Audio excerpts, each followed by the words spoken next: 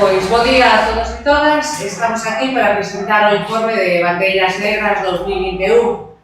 Este informe no que se denuncian os casos máis relevantes de contaminación e mala xestión ambiental costeira.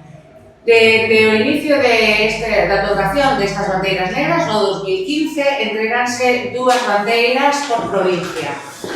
Non podemos obviar a situación pandémica polo COVID-19, que supón unha pérdida de biodiversidade e que tamén puxo en relevancia sobre a mesa que a zoonose, ao salto dun virus dunha especie animal a unha especie humana, supón unha pérdida supón que se debe a unha pérdida de biodiversidade e, polo tanto, amosou que fai mellor que nunca a nosa vulnerabilidade como especie.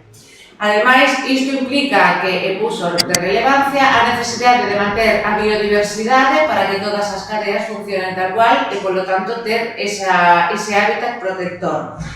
O hábitat tal cal o entendemos non supón somente a conservación das especies vivas, como os vegetais ou os animais, senón tamén o hábitat en sí, todo o espacio onde se leva a cabo ese ecosistema. Derivados da crise sanitaria, temos tamén un incremento dos residuos sanitarios. Estes residuos sanitarios que chegan ás mares, ríos e diferentes zonas de costa súmanse tamén aos famosos microplásticos que inundan todas as zonas costeiras, mares e océanos. No informe do ano pasado, precisamente, destacábase tamén que desde o 2018 España leva pagado máis de 30 millóns en sancións derivadas da falta de depuración de augas e vertidos e saneamento. Por lo tanto, España segue sen cumplir toda a normativa da Unión Europea en canto a isto.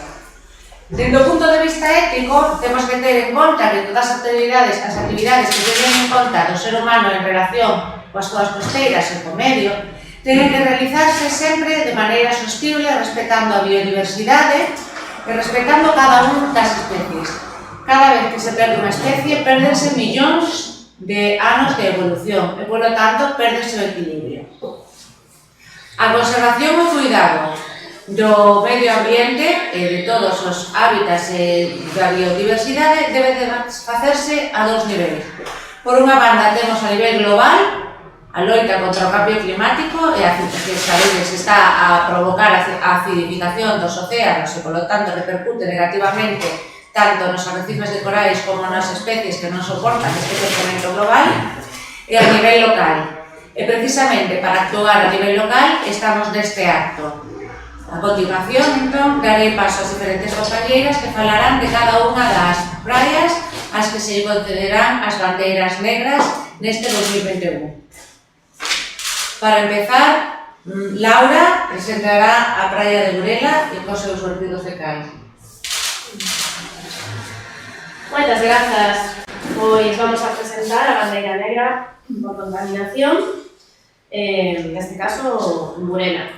Continúan en Burela os vertidos de augas residuais con tratamento axeitado. Concello de Burela e Xunta de Galicia. Para esa bandeira. Concello de Burela. Fai anos que o sistema de tratamento de augas residuais é deficiente no Concello de Burela, o que acarrexa continuos vertidos de augas fecais sen tratamento axeitado o medio marino coa grave degradación ambiental que isto acarrexa.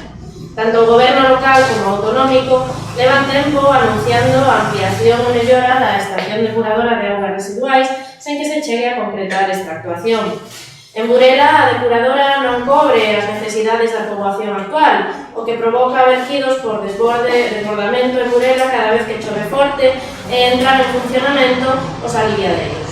A repercusión ambiental destes vertidos para as áreas afectadas da Marina é indubidable, degradando zonas de protección especial.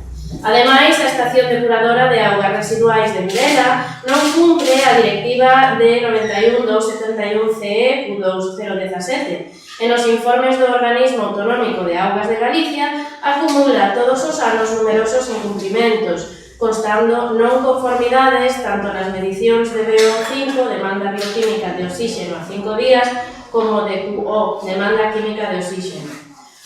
Unha auga residual típica contén materia orgánica en gran concentración. Isto é significativo en varios aspectos. Ecolóxicamente, pois descarga esta auga nun corpo receptor como o lago ou río, a materia orgánica é degradada polos microorganismos e ocasiona que se consuma o oxígeno, matando así a fauna acuática.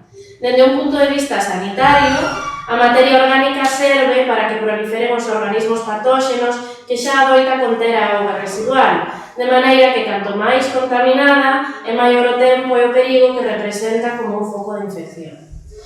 O Edar de Burela ten un proceso de pretratamento con tamices rotativos e tamices mascozol e un tratamento primario físico-químico, pero carece dun tratamento secundario.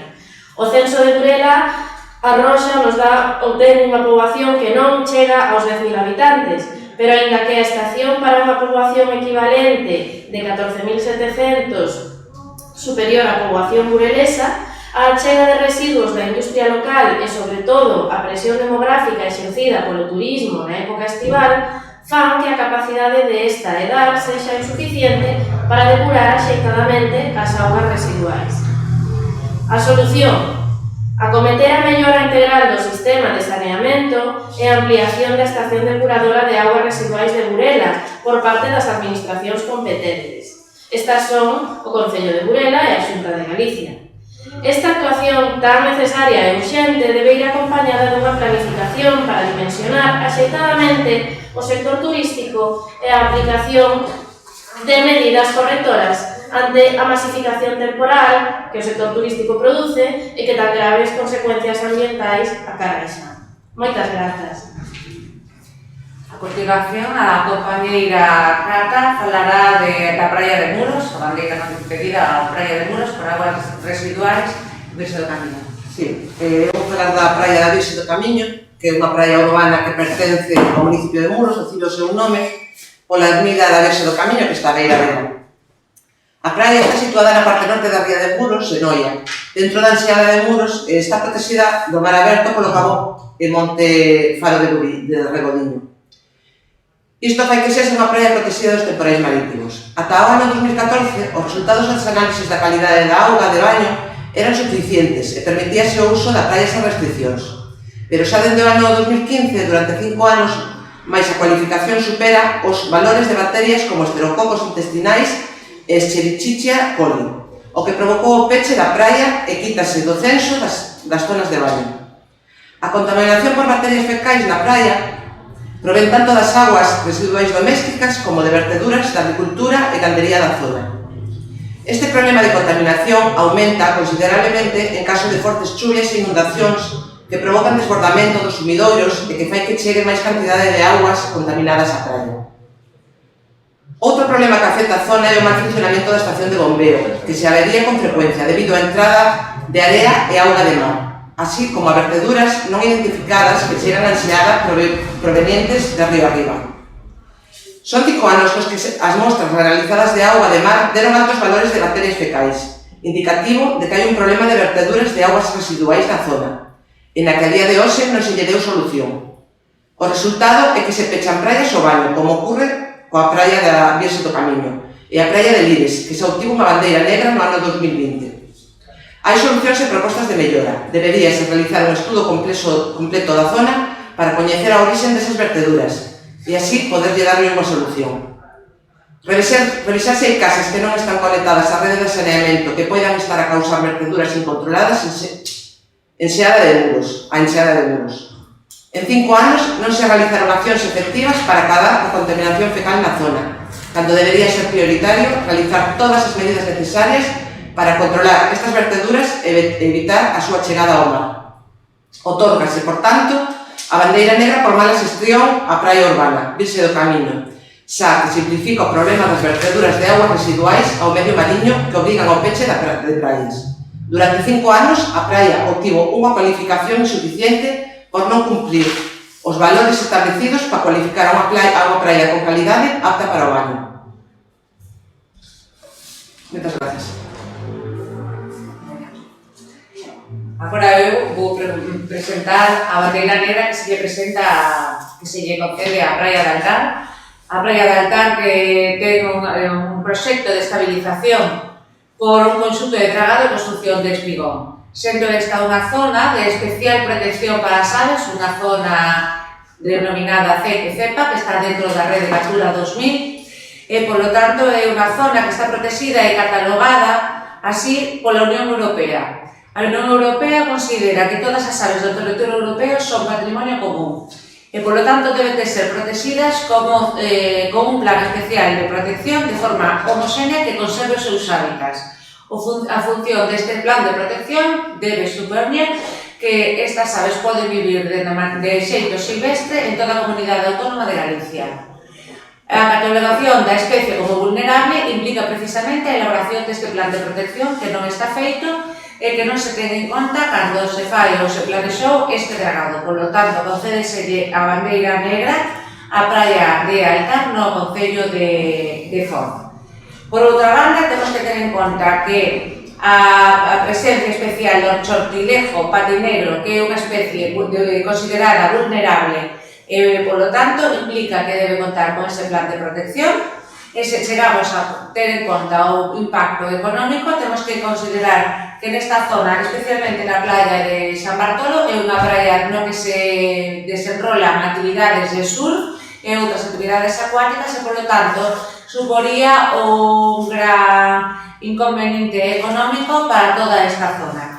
A solución supón que, en vez de este dragado, se poña cometer unha actuación que non sexa lesiva, é dicir, cuidar a remediación natural do areal para que a area non se perda xa que está sendo arrastrada polas correntes mariñas.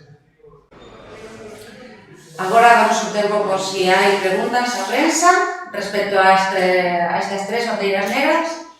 Son só tres. No, imos continuar, pero por si facemos aquí un pequeno receso, continuamos. Perfecto. Pois pasamos o turno a Ricardo e a Benito. Ricardo, de Asociación Vida e Ría ou Minería, presentará as nenas de fins en Lousame.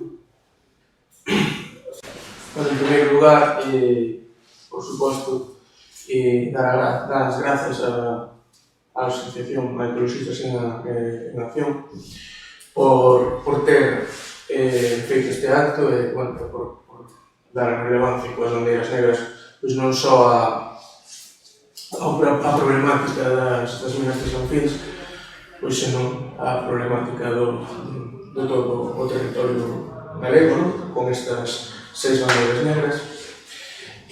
As minas de San Fins están localizadas no municipio de Lousame, nunha contorna que se atopa a apenas menos de 10 km da ría de Muros e Noi. A problemática destas minas vai por dúas cuestións, non?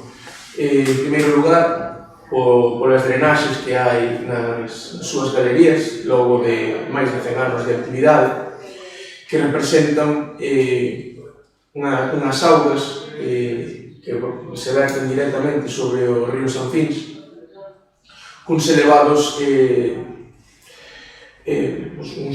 ratos tanto de cadmio, cobre, en fin, se xa é preocupante uns ratios de zinc ou uns ratos de cobre que están respectivamente 17 e 31 veces por riba digamos do que marcan as normativas ISO, non? Dos límites permitidos. No caso do cadmio, que é a sustancia máis perigosa das tres, é unha sustancia cancerígena, son 160 veces, se multiplica por 160 digamos, o ratio, non? Máximo permitido. Estamos falando, bueno, pois, dos 50.000 litros hora que se verten directamente sobre este río.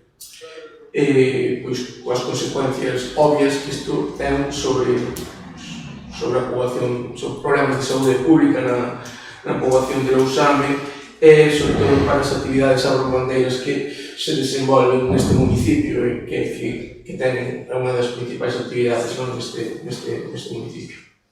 A este problema se engade polas presas, unhas presas que foron construídos entre 1928 e 1939 e que levan, pois, van a facer preto dos 100 anos, non? Dende que se iniciaron a construir sen ter unhas labores de posta en seguridade. Estamos a falar que estas presas conteñen millóns de metros cúbicos de residuos altamente contaminantes, é dicir, residuos que conteñen altas porcentaxes dos minerais pesados dos que falábamos antes, non? Zinc, cobre e cadmio, sobre todo este terceiro.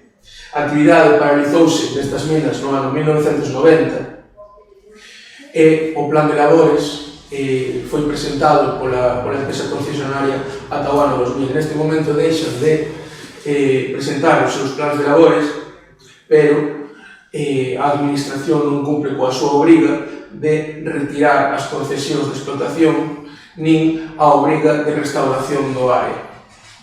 Mais tarde, este colapso, non? Este colapso que podería darse tanto das comportas, un colapso que xa aconteceu en 1960 nunha das comportas e que deixou unha lingua de morte durante todo o río Sanfins, poderíase volver a dar. Estas comportas foron seladas no ano 1980 e hai que dicir que o que eran unhas pequenas filtracións, sobre todo pola comporta de abaixo da maior das presas, xa se estaba a convertir nun verdadeiro caudal que deixa pasar augas que tinguen o río dunha cor que indica a presencia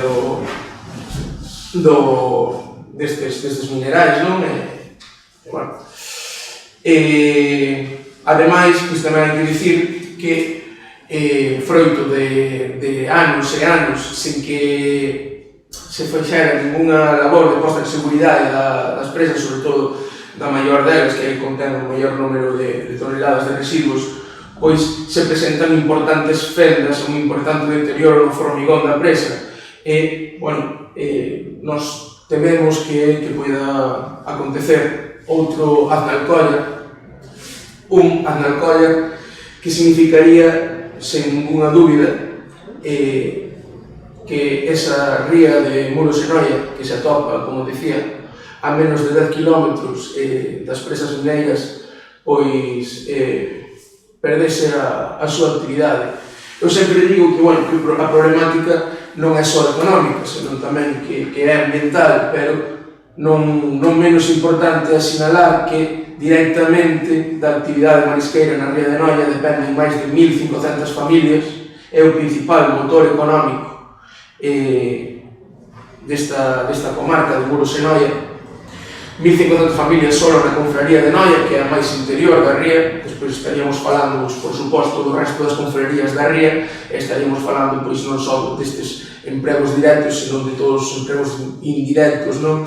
Que hai nas conserveiras e máis tamén na venda directa e máis.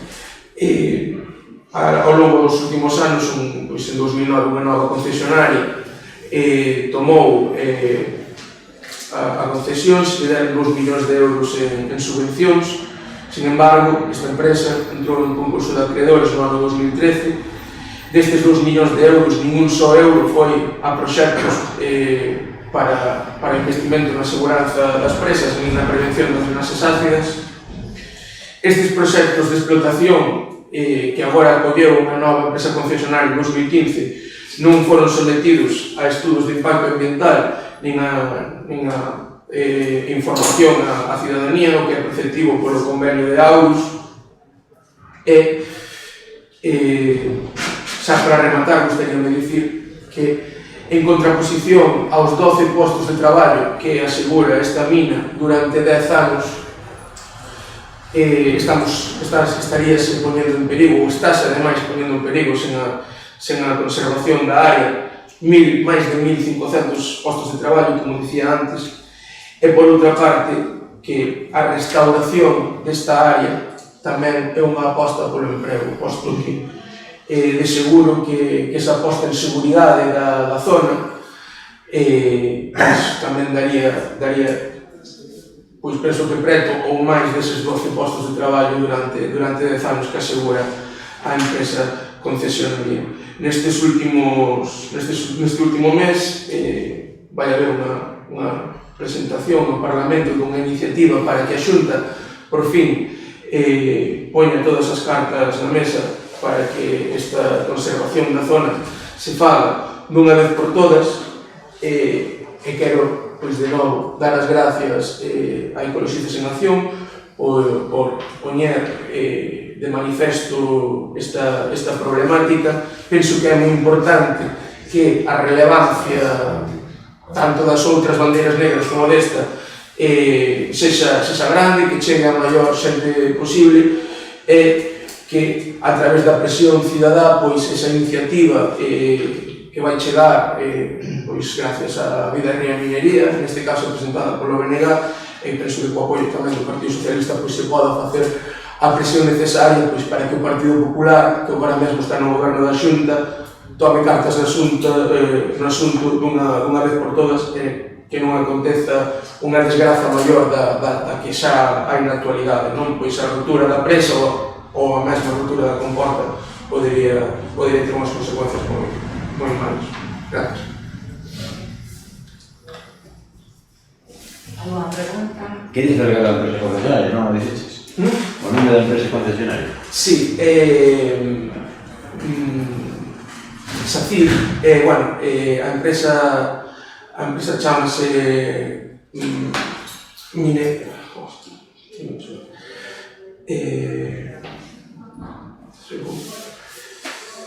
É unha filial de SACIR. É unha filial de SACIR, Valoriza, non sei o nome, Valoriza Minería, filial de Valoriza Minería, filial de SACIR. A matriz de SACIR. Pois a continuación continuaremos con Benito, da Asociación pola Defensa da Ría de Pontevedra, que presentará a bandeira negra. É un placer.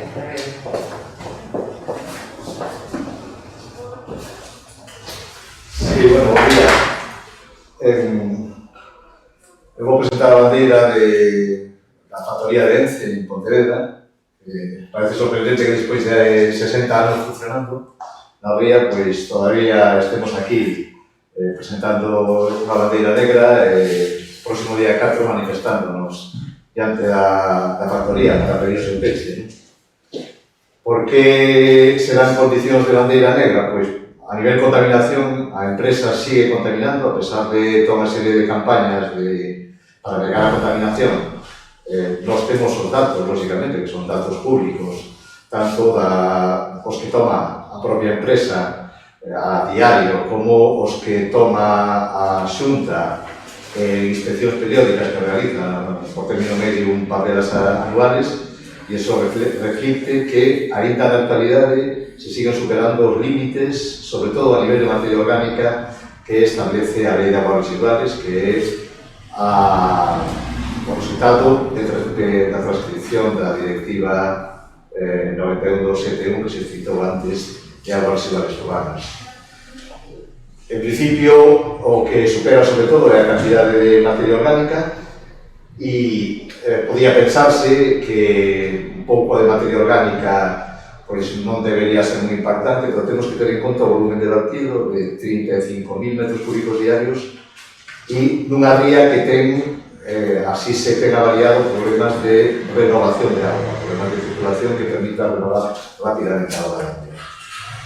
Tamén se ten detectado contaminación microbiolóxica que está afectando os bancos marisqueiros, de tal forma que hai bancos que teñen sido declarados durante anos zona C, que é zona que non pode comercializar directamente o marisco.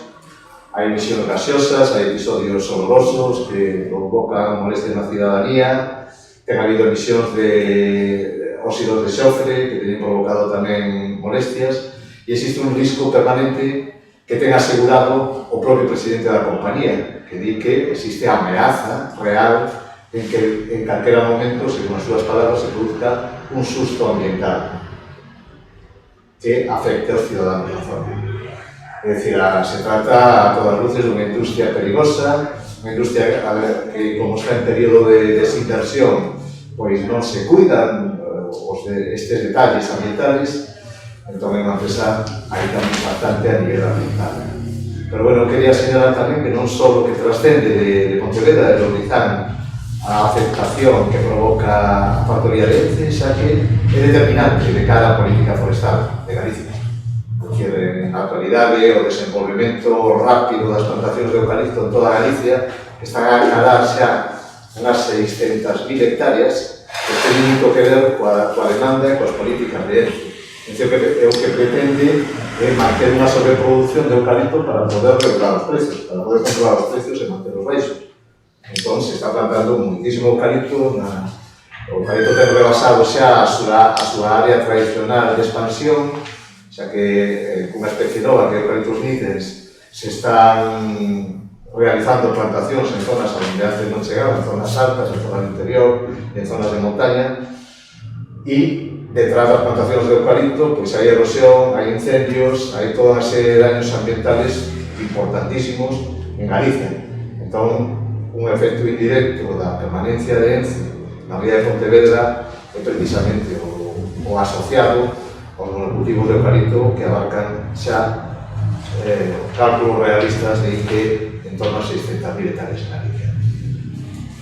Logo tamén hai un factor que a mí me parece preocupante e é a influencia política que está tendo a empresa, ¿no? Que eu creo que dun xeito totalmente antidemocrático a empresa moviliza, os partidos movilizan fundamentalmente o Partido Popular para que presione para garantir a persistencia na súa ubicación en Lourizán. A empresa está ubicada en dominio público marítimo terrestre, tiña unha concesión no ano 58 que caducaba no 2018, pero o goberno do PP de Rajoy que concedeu unha prórroga que é manifestamente ilegal. Existe un procedimento na Audiencia Nacional, nos presentamos o Supremo da Defensa da Tía presentou un recurso a esa prórroga e estamos pendientes de que nestes días pois se produzca a sentencia da Audiencia Nacional, que agardamos que se xa contraria a prórroga porque ten serios defectos legales.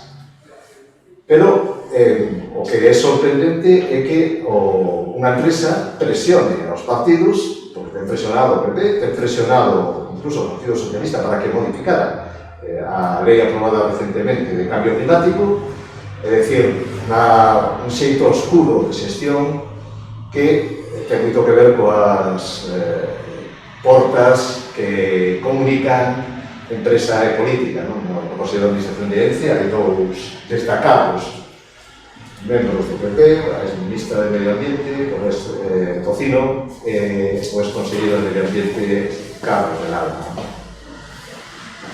E, bueno, ante isto cabe a salida, porque nos agardamos que esa prórroga se suspenda e que a empresa se vexe obligada a abandonar a súa actual ubicación, o que permitiría a recuperación deses terrenos, o que permitiría mellorar a produción marisqueira na ría, o que permitiría unha vida máis saludable, o que permitiría unir a cidade de Pontevedra coa cidade de Marín, é dicir, unha serie de beneficios, entón que se atoparían tamén unha melloría nos postos de traballo. Nos pensamos que sin Ence na ría habría máis traballo na zona, en caso se recuperase.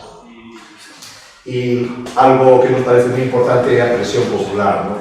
Nos temos claro que algunhas mellorías que ten feito a industria teñen moito que ver coa presión, e sobre todo coa presión que ten desenvolto desde fai xa moitos anos a Asociación por a Defensa da Ría. Por iso este ano chamamos un ano máis, o ano pasado as condicións de pandemia o impediron, pero este ano chamamos un ano máis a Marcha contra a Celulosa, que se celebrará o próximo día 4, o próximo domingo 4 de xullo, partirá ás 12 da mañán das Alamedas de Pontevedra e Marín para confluir diante da factoría.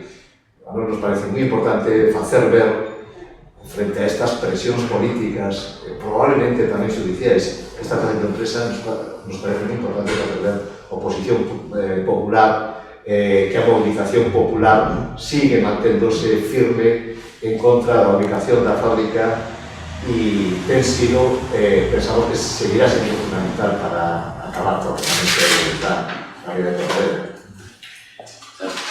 Esas presiones al sistema judicial que acabas de denunciar o intuir, Entonces, ¿entiendes que pueden afectar a la decisión final de la Audiencia Nacional? Eu creo que non. Eu creo que non van a afectar. Eu creo que os juíces valorarán a lei. Nas actuales circunstancias existen dúas leis.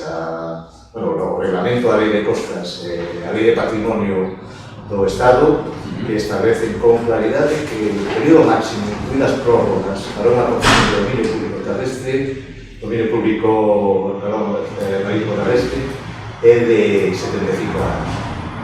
Y logo no noso recurso temos outro argumento da lei, que unha prórroga se pode conceder solo si a industria ou a instalación existente necesita explícitamente de estar ao lado do mar, tal non é o caso porque hai muchas fábricas que non ten función.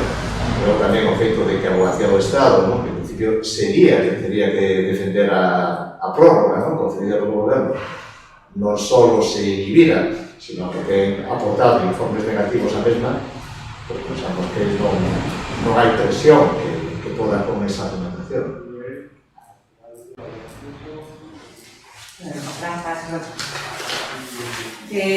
A última bandeira negra, a sexta bandeira negra, pasa a presentar a Sergio da Plataforma pola Defensa da Ría en relación aos recheos de Vigo.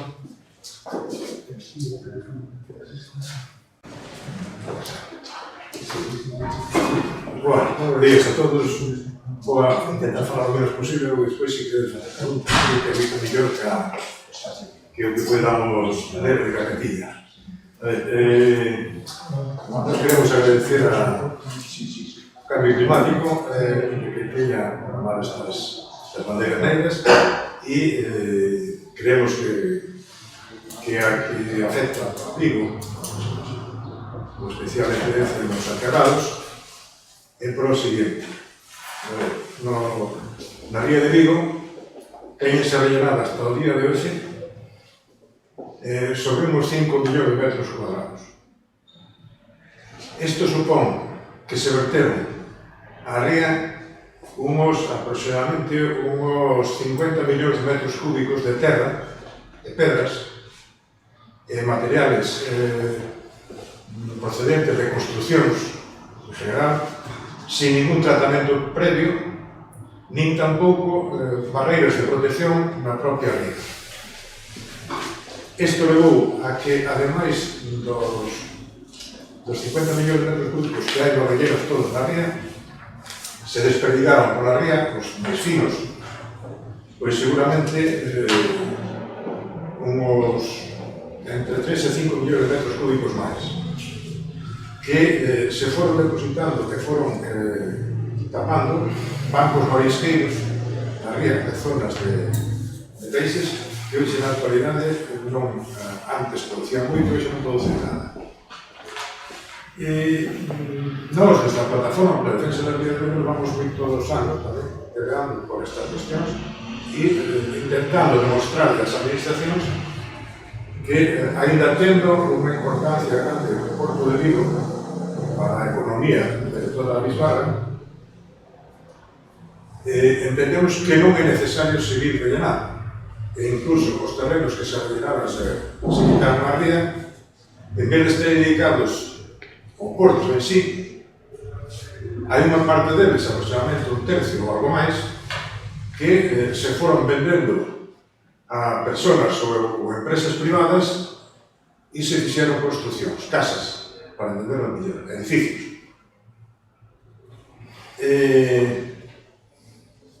Logo, cando se fan os estudios de impacto ambiental, hai un problema moi grave. É que en todas as zonas, en todas as administracións e en todos os proxectos, todo ten valor excepto o medio ambiente. Para todas as administracións e todas as empresas, o medio ambiente ten 0 euros de valor. Por lo tanto, calquera cousa que se faga na ría, ou que dice na ría, en outras zonas que para eles é un beneficio. Por qué? Porque non se pon valor o que a natureza, nin o benestar dos ciudadanos, nin o dos peixes, nin o dos animales, nin o de nada. Entonces, na actualidade incluso pretenden seguir facendo rellenos. Nós estamos intentando que non se faga máis, E estamos intentando demostrarle que non é necesario máis terreno porque hai industrias que están montadas aquí no terreno portuario que tiñan que estar en polígonos industriales. E hai un montón de polígonos industriales por toda a provincia de Pontevedra e por toda Galicia que se gastaron millóns de euros en facelos e a maior parte deles, ou unha boa parte deles, están vacíos. Entón, nós, para evitar que se siga vertendo máis área, o que estamos dicindo é iso, que se poña a funcionar o tren entre o Porto e os distintos que pasa por cerca de varios polígonos industriales que podían estar conectados directamente por el ferrocarril o Porto desde aquí a Orense e incluso hacia arriba, hacia Santiago, que hai polígonos que están dentro da vía do tren e que se podían estar conectados e se emitirían menos emisións de CO2 ou de gases contaminantes de tanto camión na carretera si se puxeran a funcionar o tren. E nos decimos que as industrias que están aquí, que non necesitan mar, que se van a construir polígonos industriales, porque están intentando, en fin, alguén ten un edificio aí para oficinas, que non ten por que estar no Berlés, non ten por que estar no Puerto, tiña que estar no Berlés.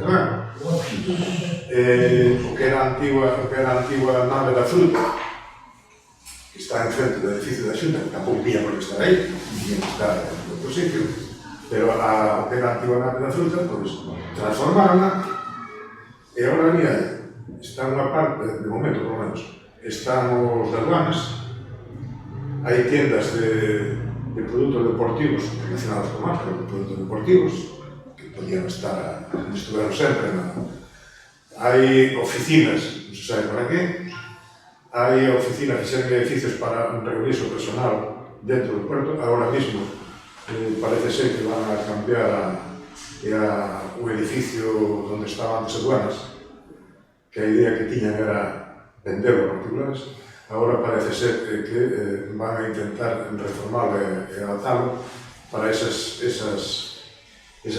construccións ou que hai personal, por exemplo, que tiñen ali. Supoñemos que o das aduanas volverá para... Por eso decimos que as cousas cando se fan simplemente por negocio non é o máis adecuado. Outra cousa que dicen é que necesitan calada. Aquí en Vigo ahora mismo podía atracar, non en todas as líneas de atraque, pero sí en alguna, podían atracar o barco máis grande do mundo en transporte de contenedores. É dicir, os barcos máis grandes do mundo, os Panamá, son os que pasan polo canal de Panamá reformado. Pois o canal de Panamá ten 18 metros de profundidade. Aquí no Porto de Vigo hai zonas que teñen 18 metros de profundidade. E hai nas de 15, hai nas de 14, hai nas de 10, pero hai zonas que teñen hasta 18 metros de profundidade. Por lo tanto, aquí en Vigo non vai vir nunca na vida, eso ten por seguro, un barco como o Sato, que leva 22.000 contenedores a bordo. Iso Vigo non vai vir nunca. Entonces, é un dos portacontenedores que máis calado ten. Por eso lle dicimos, aquí poden vir barcos os Panamás, como moito, que con 14 metros chegan, que é o que tiña o canal de Panamá antes. E pasaban todos os barcos por ali. Por tanto, aquí con 14 metros hai muelle as gallas. Ese non chega, hai outras fórmulas que nós temos manifestado de que se pode facer reforzando os muelles actuales a base, se poden dragar e conseguir un par de metros tranquilamente sin ningún maior problema. Por eso, gracias por a oportunidade que dá de fazer estas cousas e eu creo que se tendredes moitas preguntas e senón hai algunhas que eu me plantearía tanto aos anteriores como seguiría... Eu aquí, porque ti, vostede, perdón... Ti. Hai unha... Coñezo máis o caso de Vigo, claro, que os demais. Hai unha especie de conciencia ciudadana, efectivamente, os rocheos non os quede ninguén na ría de Vigo, pero tedes en contra a Confederación de Empresarios de Pontevedra, o Círculo de a Xunta de Galicia, salvo o Concello e salvo o alcalde, vamos, aquí no... estas cosas. E o BNG parece que o recheo está botado aquí. Incluso en Vulcán, saben que esa lingua de agua que non sei que se quería facer para outros logísticos e ampliar por aí. Ben, vamos a ver, nós somos conscientes de que pouco a pouco, por eso los empresarios non nos extrañamos, vale, porque o negocio que fixeron no puerto foi a autoridade portuaria cos empresarios, vale? Entonces, eso como está montado así, pois os empresarios é normal que digan que non lle saquen o negocio que teñen que ir, está claro. En canto a Abel Caballero está ahora de acuerdo con non se de aquela maneira, vale? De aquela maneira, nós tamén temos claro, ele tamén foi presidente do Porto, e pudo facer algo máis do que fixe, incluso do que está dicindo agora que habría que facer, ¿no? Pero non o fixe. Ele está dicindo de que hai que pasar parte dos rellenos que se fixeron a ría, pasarlos á cidade.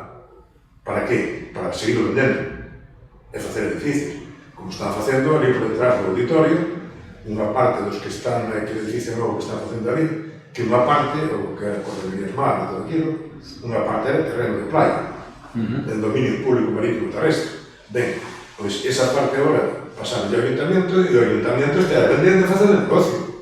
A ver, deixemos as tonterías, esas cousas son como son. As cousas son como son. Entonces, nós decimos, mira, o terreno que se llegará ao mar, se fai falta para o puerto, ten que ser para o puerto, punto. E para aquelas cousas que necesiten exclusivamente da lámina de agua. O demais non ten que estar pegado ao mar. A cosa non ten que estar aí, ten que estar no polígono industrial. O mesmo tema que de nós. E outras moitas empresas que están sucedendo, non? Por eso dicimos, os propios sindicatos da autoridade portuaria, hubo un momento que estaban, que había dos sindicatos que parecía que estaban en contra nosa, que parecía que nós os queríamos fastidiar e puesto a trabalho. Claro, pedimos unha reunión con todos eles e dixan, mira, isto é así, así, así, isto parece normal. Dice, non, entón por que carallo decides, perdón por a expresión, por que decides que estades en contra nosa? Vale? Se nós o que estamos facendo é intentar defender o interés general e o vosso posto de traballo tamén. Agora, últimamente, como lle pasaron, deronlle en concesión a superficie portuaria a unha empresa, ou dúas, ou tres, o traballo que estaban facendo os traballadores do puerto, que era controlar o tempo que botaban as mercancías depositadas aí, para que non estuvera moito tempo, final. Bueno, pois agora eso deron unha empresa e os traballadores se traballan no campo. Entonces, claro, ahora dicen, joder, nunha reunión que tomamos últimamente, dice, macho, pero non nos avisamos que isto iba a pasar, non sabías. Hai que ter as cousas claras e pelear sempre por lo mismo, non andar. O de Vulcán, ou da construcción naval, é unha actividade que ten que estar ligada ao mar. Vale? Isto é... xa vedes barreras. Cantos millóns leva chupado da administración dos nosos impuestos? Xa vedes como está, non ten actividade. Ascom, que é o testillero que era modélico, que construía que do Estado de Barbaría, está fai 4 lanchas de poliéster, cando podía estar facendo barcos. Vulcano, o mismo que a comprou últimamente, era un dos socios anteriores que a fundido. Puntos barreras. A ver, de que vamos? Que agora queren a lámina de agua. Dice, oiga, mire, ao mellor hai que reestructurar toda a dársela de Bouzas, que é unha zona que ao mellor se podría controlar ou ter un pouco máis de control sobre a contaminación, porque, claro, está un pouco pechada, e ao mellor se podría ter un pouco máis de control da contaminación. Oiga, pois mire, se ese astillero de Vulcano hai posibilidade de que alguén quera facer. Eu hai zona aí na Lasa de Bouzas onde poder instalar. E aquilo, a mellor, pois, efectivamente, pois igual unha pequena parte ou que é a zona que está rellenada se pode dedicar ao porto. Pero o porto non ten por que ter tantas naves. A zona franca non tiña que estar no Relleno de Bouzas. Por que está? Non tiña por que estar.